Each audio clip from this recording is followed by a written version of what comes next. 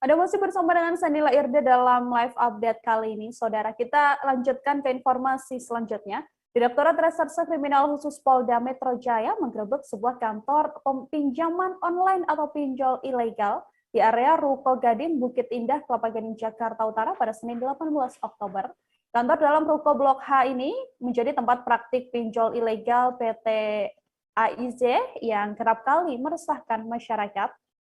Debt collector perusahaan pinjol ilegal yang digerebek ini juga bahkan meneror nasabahnya dengan foto-foto pornografi. Untuk mengetahui bagaimana informasi lebih lengkapnya, telah tersambung bersama saya, wartawan Tribun Jakarta, ada Gerald Leonardo yang akan memberikan informasi lengkapnya pada Anda. Halo, selamat siang Gerald. Iya, selamat siang Nila, selamat siang Tribuners. Gerald, bagaimana kronologi penggerebekan ruko yang dijadikan kantor pinjaman online ilegal di Kelapa Gading ini? Silakan dengan laporan Anda.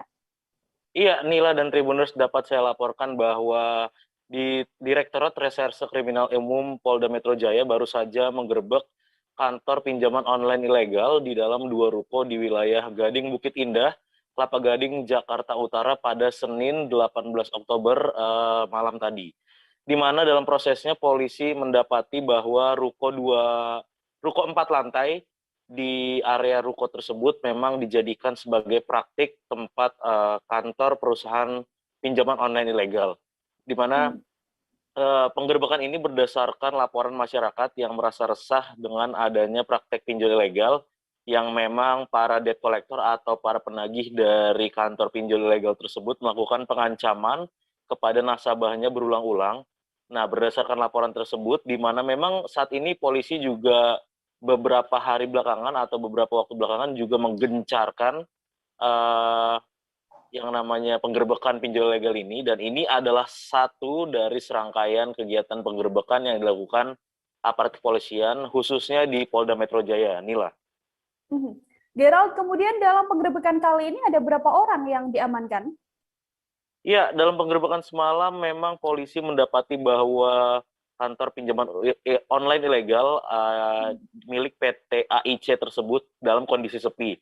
Diduga memang perusahaan yang bergerak dengan jumlah sekitar 78 karyawan tersebut sudah mewaspadai, di mana belakangan ini memang polisi sedang menggencarkan penggerebekan kantor pinjaman online ilegal, sehingga manajemen dari perusahaan tersebut pun memberlakukan WFH atau work from home tepat pada kemarin atau hari penggerebekan tersebut, sehingga ketika polisi mendatangi lokasi, polisi hanya mendapati 4 orang pekerja yang terdiri dari supervisor dari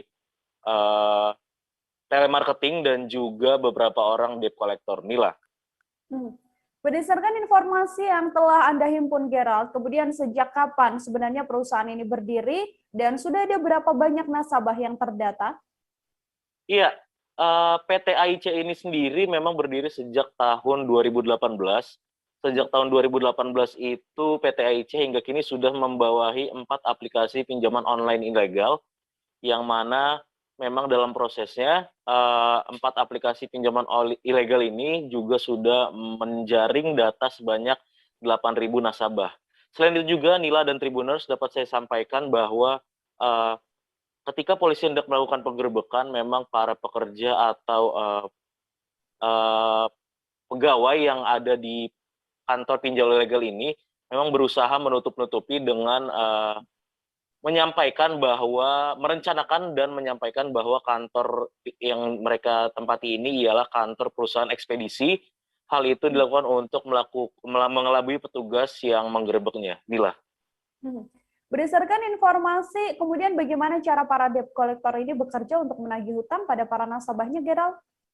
Iya, pertama-tama memang kantor perusahaan online ilegal ini dinyatakan ilegal karena memang tidak terdaftar di OJK.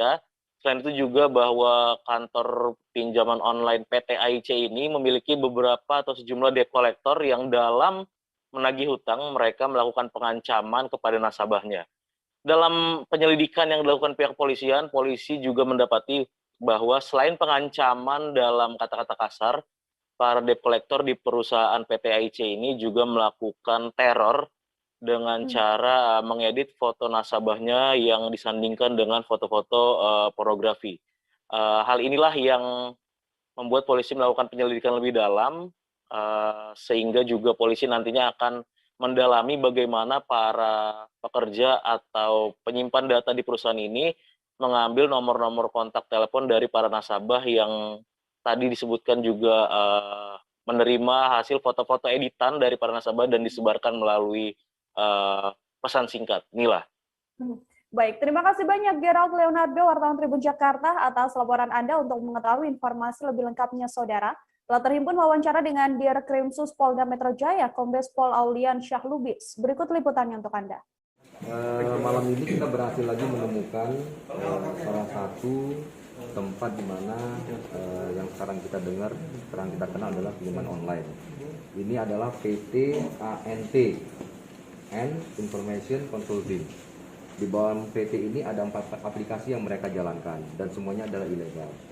Kalau kita lihat pada malam hari ini kondisinya agak sepi karena memang mereka sudah mulai memberlakukan bekerja di rumah. Jadi mereka melakukan pekerjaan dari rumah masing-masing dan semua fasilitasnya disiapkan oleh manajemen seperti modem dan fasilitas-fasilitas lainnya. Seperti itu. Pak, tadi kan dikatakan mereka bekerja di rumah masing-masing, Pak. Apakah kedepannya akan dilakukan pemanggilan terhadap mereka atau langsung disamperin malam hari ini juga, Pak? Iya, data itu ada pada kita sekarang semua, ini tidak akan bisa kemana-mana, ya, akan kita tetap melakukan pemanggilan pada mereka. Dan perlu disampaikan bahwa saya memperingatkan jangan sampai adalah penagihan lagi nih. Mulai dari rumah ini yang bekerja di rumah, untuk sampai dengan saat ini tidak ada lagi yang melakukan penagihan. Kita terus memantau dan akan kita cari mereka-mereka ini, kalau kita panggil tidak berkooperatif datang ya nanti akan kita ambil.